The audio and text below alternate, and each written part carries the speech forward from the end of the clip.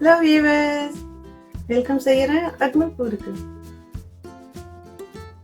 ரொம்பவே ஃப்ரெஷ்ஷாக நம்ம சாம்பார் பொடிக்கு வறுத்து அரைச்சி அதில் நம்ம செய்யக்குள்ள அவ்வளோ டேஸ்டியாக இருந்துச்சுங்க. இது பார்த்தீங்கன்னா தக்காளி சாம்பார்னு கூட நம்ம சொல்ல முடியும், இல்லைனா பருப்பு கடையில்னு கூட சொல்ல முடியுங்க. அவ்வளோ சூப்பராக இருந்துச்சுங்க. வாங்க இப்போ இப்படி செய்யலான்னு பார்க்கலாம்.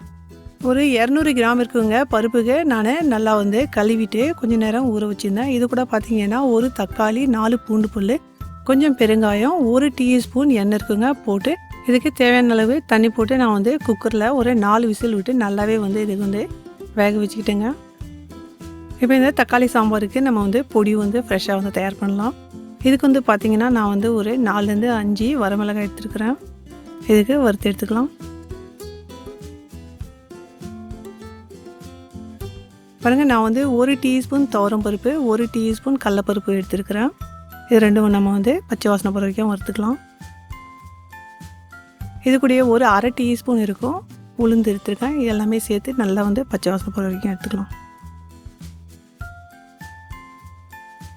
1 டீஸ்பூன் ஜீரகம், ஒரு 1/4 டீஸ்பூன் இருக்கும் வெந்தயம்.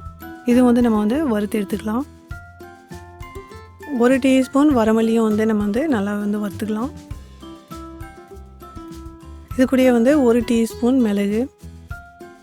இதனுடைய பச்சை வாசனை போகிற வரைக்கும் நல்லா நம்ம வறுத்து எடுத்துக்கலாம். இந்த மாதிரி நம்ம தனித்தனியாக வறுக்கக்குள்ளே இந்த பருப்பெல்லாம் தனியாக வறுக்கக்குள்ளே உங்களுக்கு நல்லா ஈவனாகவே வறுப்படும். இப்போ இது எல்லாமே நல்லா ஆற வச்சுட்டு இதுக்கு நம்ம மிக்சியில் பொடி பண்ணி எடுத்துக்கலாம். தேவையான அளவு எண்ணெய் எடுத்துக்கிட்டேன். எண்ணெய் நல்லாவே சூடாயிடுச்சு. 1/2 டீஸ்பூன் கடுகு பொரியட்டும், 1/2 டீஸ்பூன் ஜீரகம் பொரியட்டும். என்கிட்ட காஞ்ச கருவேப்பிலை தான் இருந்துச்சு, தேவையான அளவு போட்டுங்க. ஒரு 2 வரமிளகா இருக்கும், அதுக்கு நான் கட் பண்ணிக்கிட்டேன். நான் ஒரு 10 பூண்டு பல் இருக்கும், இதுக்கு நல்லா எடுத்து கட் பண்ணிக்கிட்டேன். எனக்கு ஃப்ரோசனில் இருந்தாலும் இந்த கலர் இருக்குது. நல்லாவே வதக்கலாம். எவ்வளோ போடுறீங்களோ அவ்வளோ நல்லாயிருக்கும் டைஜஷனுக்கும் பூண்டு. நான் வெங்காயம் நல்லா பெரிய சைஸாக இருக்கும், அதில் 1.5 வெங்காயம் எடுத்து நல்லா கட் பண்ணிட்டேன் நீட்டு வாக்கில். இதுக்கு நல்லாவே வதக்கலாம். இந்த உப்புமாக்கெலாம் வதக்குங்க இல்லைங்களா, அந்த மாதிரி நல்லா வதக்கலாம். நம்ம ரெடி பண்ணி வச்சுருந்தோம் இல்லைங்களா, இந்த பொடிக்கு நம்ம இதில் 1 ஸ்பூன் போட்டுக்கலாம். மீதி அப்புறமா யூஸ் பண்ணலாம். கொஞ்சம் நேரம் இதுக்கு வதக்கலாம். இது கூட நான் தக்காளி ஒரு 4 தக்காளி இருக்கும். இதுக்கு நான் மிக்சியில் கொஞ்சம் குறன்னு அரைச்சிக்கிட்டேன். நீங்கள் நல்லா குறன்னு தான் அரைக்கணும், மைய அரைக்கக்கூடாது மிக்சியில் அரைச்சிங்கன்னா. இதுக்கு கொஞ்சம் நேரம் நல்லாவே வதக்கலாம்.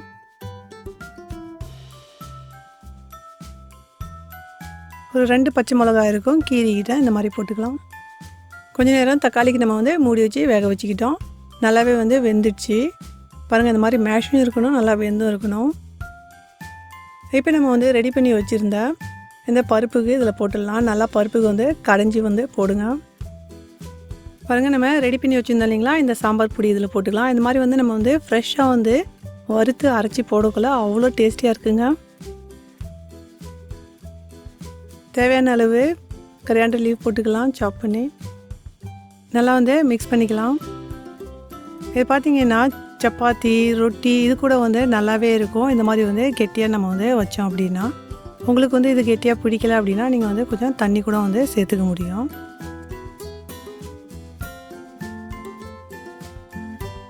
கொஞ்சமாக உப்பு போட்டுக்கலாம் தேவைக்கேற்ற மாதிரி. ஒரு 2 டேபிள் ஸ்பூன் நெய் நம்ம இதில் போட்டுக்கலாம். இது ஆப்ஷன் தான், இருந்துச்சுன்னா போடுங்க. இந்த மாதிரி போடக்குள்ளே நம்ம சாதத்தில் பிசைஞ்சு சாப்பிடக்குள்ளே அவ்வளோ நல்லா இருக்குங்க. இப்போ இதுக்கு மூடி வச்சு மீடியம் ஃப்ளேமில் கொஞ்சம் நேரத்துக்கு நம்ம வேக விடலாம். பெருங்காயம் நான் சொல்கிறதுக்கு மறந்துட்டேன், தாளிக்குள்ளே கொஞ்சமாக அவசியமாக போட்டுங்க. பாருங்கள், நல்லாவே கொதிச்சு வந்துருச்சு. இதில் பார்த்திங்கன்னா நம்ம புளி எதுவுமே சேர்க்கலை. நல்லா தக்காளியும் நிறைய போட்டிருக்கோம். இதில் ஒரு 2 டீஸ்பூன் இருக்கும் லெமன் ஜூஸ் எடுத்து போட்டுக்கிட்டேன். இந்த லெமன் ஜூஸ் உங்களுக்கு இன்னும் கொஞ்சம் புளிப்பு சேர்த்து கொடுத்துடும். கொஞ்சமாக கரியாண்டர் லீவ் மறுபடியும் போட்டுக்கலாம். நம்ம புளி போடாத இந்த மாதிரி புளிக்கு சப்ஸ்டிடியூட்டாக இந்த லெமன் ஜூஸ் போடக்குள்ளே நல்லாவே இருக்கும்.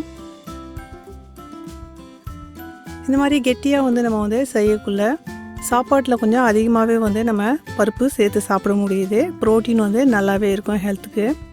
ஸோ கார்போஹைட்ரேட் கொஞ்சம் நம்ம கம்மி பண்ணிவிட்டு சேர்த்து சாப்பிட்லாம். இந்த ரெசிபி பிடிச்சிருந்தா மறக்காத ஃபேமிலி அண்ட் ஃப்ரெண்ட்ஸோட ஷேர் பண்ணுங்கள்.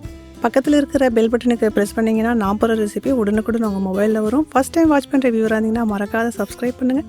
Enjoy food.